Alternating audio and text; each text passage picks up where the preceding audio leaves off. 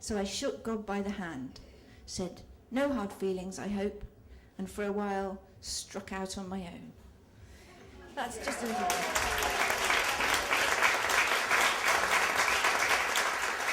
Thank you. So for a while, I had a lot of trouble writing this book because I was afraid to write it, because it's like putting yourself on the page and then handing yourself out to complete strangers. I didn't want the butcher to know that I'd had a mastectomy. The butcher doesn't really care. I went in, I thought, well, the book's coming out, so I went into the butcher's and said, "I've had a mastectomy, you know." And he just went on chopping his bacon, as they do. So all this week, I've been so afraid about everything that's been happening, all the attention and everything, that I've been looking at the worst, I've been mind mapping the worst possible things that could happen.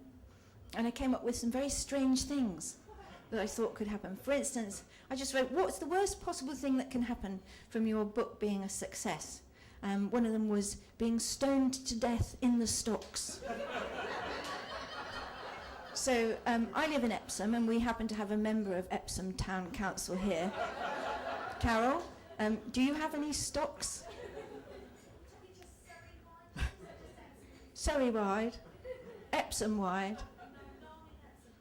No stocks, so Epsom is the best place in the country to live. Another one I thought of was angry people would rock my car and hurl abuse at me. So, you know. But who are these angry people?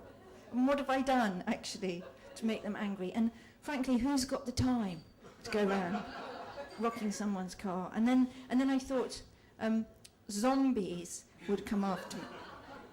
Zombies with a grudge. Now let's think about that for a minute.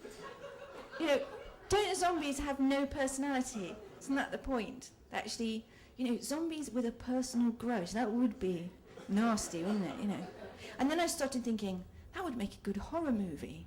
And then I started, you know, mapping out this horror movie that I was going to write, and before I knew it, I'd cheered myself up.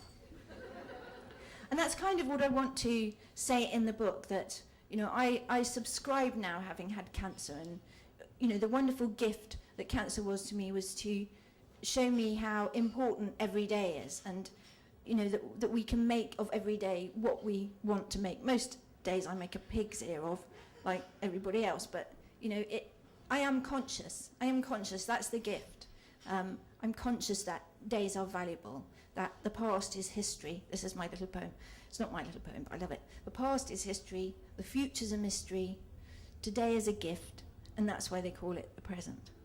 So I do try and live in the present, and I do try and cheer myself up. And I've found that, you know, Abraham Lincoln said, folk are as happy as they make up their minds to be. And it is possible to just talk yourself out of the miserable place that you're in. For instance, I was writing a suicide note the other day, because it's going very well. And somebody phoned and interrupted me, and I had to take some notes. And I put the phone down, I looked down, and I thought, oh God, I've written on my suicide note. I've written this suicide note apologising to my children for being a workaholic, and I've written some workaholic notes on the suicide note, you know. So, and then I just couldn't be bothered to write another one, so I didn't commit suicide that day, and so I just went onward and upward. Okay, so was that enough sound for you? Right, he's got the sound. I can stop talking. Oh, and he keeps kissing me, that guy. I've never met him before in my life. I should say, thanks for reminding me, Les, I should stop being so self-obsessed and say thank you so much to everybody for coming, and especially the people who've bought the book. People who haven't bought the book, just go. It's just a large Tupperware party, you do realise that.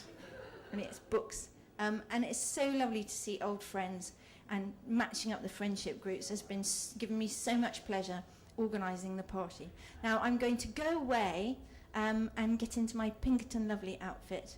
And if anybody else wants to say, anybody else want to say a few words or do a turn? Can I have my book back, please? Oh, is it yours? know whose it is. I just grabbed it. It is John's. It's John's book. Somebody, Jenny, pass that book to John. And, okay, so talk amongst yourselves or just watch this space for 5 minutes, agonisingly, and I'll be back. Thank you. Bye-bye.